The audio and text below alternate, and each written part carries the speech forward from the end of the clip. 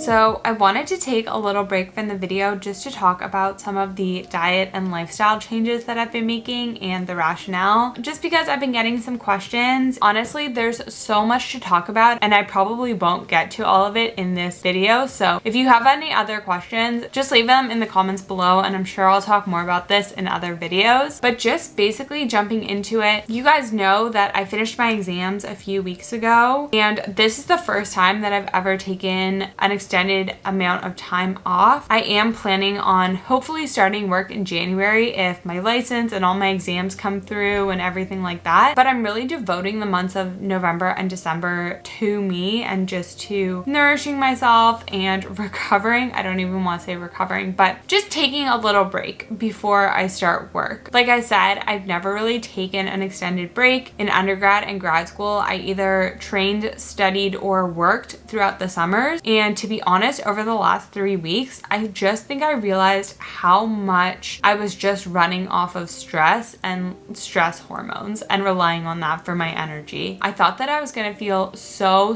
much better after I finished all my exams. I thought I was gonna have all this energy because I'm not studying and I don't have all this stress. And to be honest, I just felt not very good. Basically, my whole body crashed. I got sick. I just felt so lethargic. I just felt anxious and tired. Yeah, I think I was just honestly relying on stress for energy this summer. And another thing, and I talked about this in my last video, but my appetite was really low. My appetite's been so low the past few weeks and it's starting to come back, which is really exciting. And it was pretty low over the summer too. That is just another sign that your body is not using food for energy, but just using kind of stress hormones and cortisol. I did know that I had to take a step back and kind of reevaluate my lifestyle. I love sharing health and wellness stuff on my channel, but I'm human too. And even though I'm in the field and I've had so much education on health and wellness, I feel like that is what my whole degree is really in. I'm still not perfect and I'm still learning and I'm still learning what works best for me. So I just want to put that out there that this is not the be all and end all. Of course, I love reading studies and I love looking at like the evidence and what the research says. But at the end of the day, you know, when you're figuring out what is best for you, you really have to go and see what feels best for you and how your body reacts to different things, because we're all going to react to things differently. So I just wanted to start by putting that out there. But next, moving on to kind of why I'm making changes, I just have realized that I haven't really slowed slowed down in a long time. When I was in high school and undergrad, I swam and I was doing like 9 practices a week for 2 to 2.5 hours at a time. That is just a lot of stress to physically put your body on. And then I went straight from that into my grad school program, which was very emotionally stressful for me. I would say the last 4 years, school has been just a very large stressor in my life. The combination of all that physical and emotional stress, like that takes a huge toll on your body. Stress is very hard on minerals. It can cause mineral depletion. It's very hard on your thyroid that controls your metabolism. Stress is very hard on your gut health, which, I mean, we know that gut health plays a huge role in so many different things. And there were just a lot of signs to me that I just wasn't doing okay. Yeah, that kind of brings me to where I am now and the changes that I'm making. And maybe I'll start by talking about more of the lifestyle changes. And the biggest thing for me is just slowing down and not feeling bad about slowing down. And that was the biggest thing for me, is releasing all of the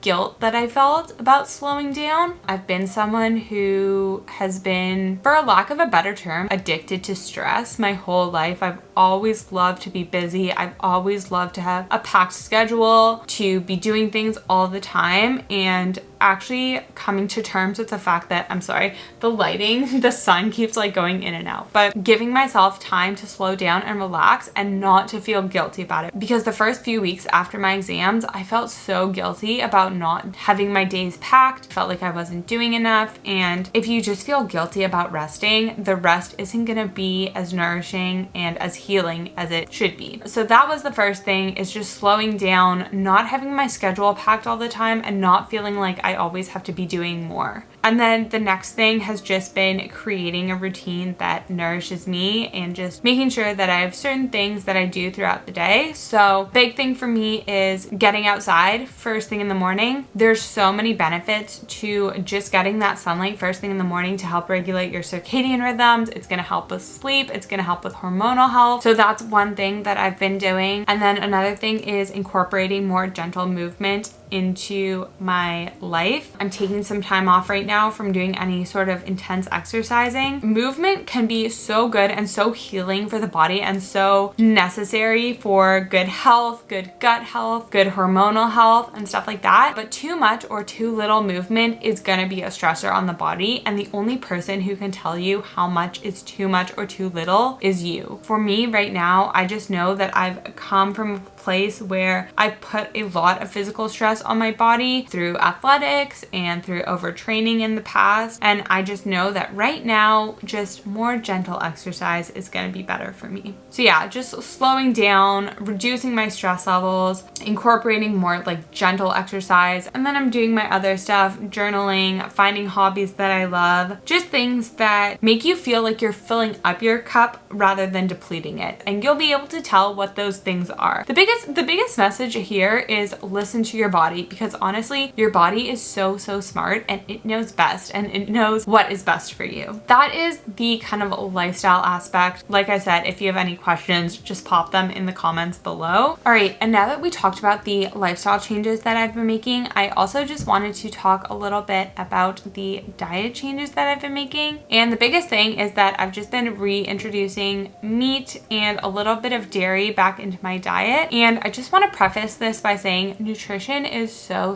individual, and it's so important to listen to your body and see how different foods impact you and how you feel after eating different foods, because that is the best indicator. If you feel really great after a meal and you feel like you have lots of energy and you feel satisfied after a meal, that is probably an indication that that is a good food for you to include. And I love looking at the research. I love going on PubMed and looking at studies and stuff like that. But nutrition is just very hard to study and to do studies on because there are so many different factors. Also, nutrition is just one little part of what makes up your health. There are so many other factors that make up health like stress levels, exercise, lifestyle, sleep, gut health. Like there are so many things that impact your health and how you feel, and nutrition is just one of those. I mean, we always know that nutrient density and nutrient variety is so important, but lately I've just been looking into the benefits of having the most variety in your diet that you can. And I think with diet culture, a lot of times we're told, oh, you should eliminate this food or restrict this food. You should take out animal products, or, you know, stop eating dairy or stop eating grains or nuts and seeds or stuff like that. When in fact, like, whole foods are so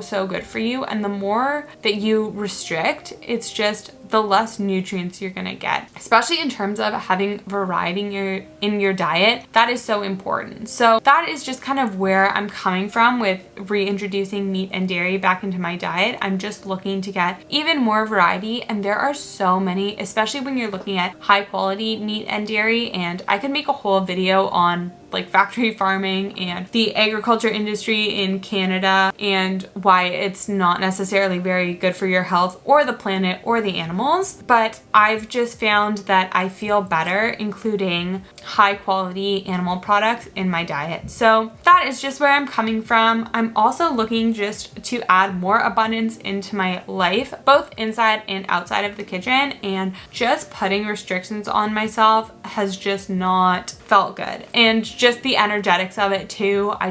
It's hard to explain it and put it into words, but I think just allowing myself to open up and have more variety in my diet has just physically helped me and mentally helped me. And then also just letting go of any guilt. And this can be when you're eating nutrient dense food or when you're eating out. Just letting go of any guilt when you're eating is so important. Sitting down, relaxing, and enjoying your food, enjoying your meal, it is so important. When you are stressed out, or if you feel guilty about eating a meal or guilty about eating a certain food, your body is going to shift into that sympathetic state. It's not going to be in the parasympathetic rest and digest state, and you're really not going to absorb the meal as well. You're not going to digest the meal as well. So that is kind of where I'm coming at with that. There's a lot of reasons why I'm including meat and dairy, and not saying that you have to change your diet or anything like that. I'm always just advocating for doing what is best for you, but that is just where I'm at right now. My camera is about to die, and I haven't gone for my long walk yet today, so I think I'm gonna take a break, go get some vitamin D, get out in the sun for a little bit, and I'll catch up with you guys for lunch.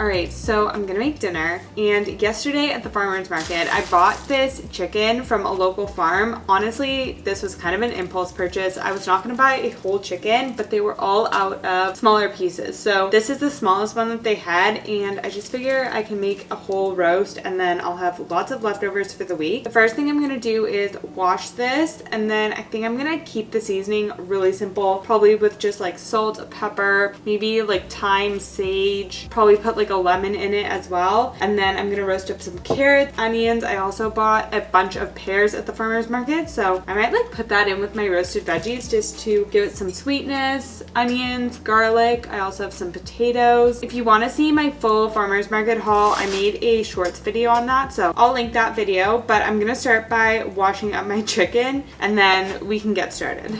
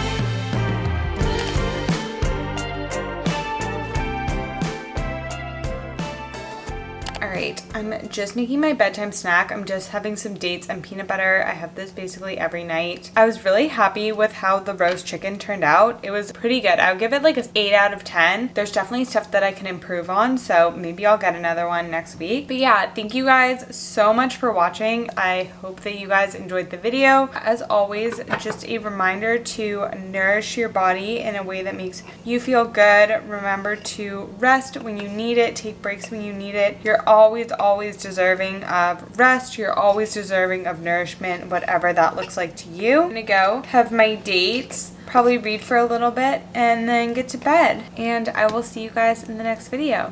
Bye!